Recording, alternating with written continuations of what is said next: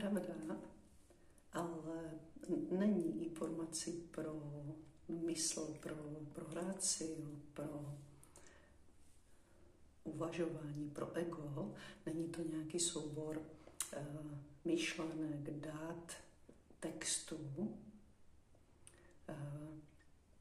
Pravda má úplně jinou podstatu. Ta pravda je to,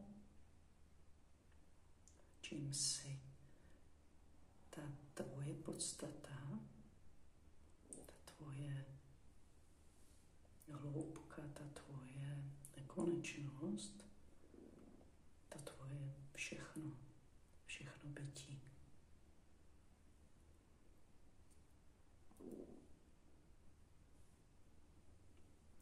A ona nemá nějakou potřebu, nemá žádnou potřebu a už vůbec nemá potřebu se dotahovat, hádat, jestli toto je pravda nebo tamto je pravda.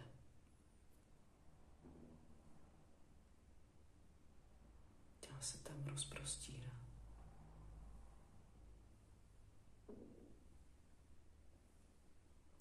Teď si jenom opravdu cíť. Vnímej to, buď tím, kde tam jsi ty. V tomto všem jsi ty.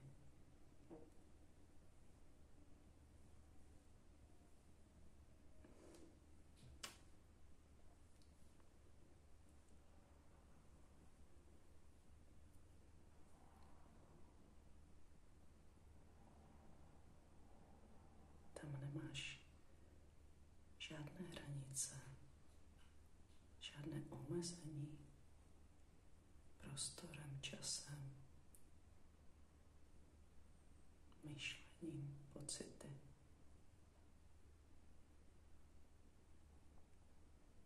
Je to prapůvodní,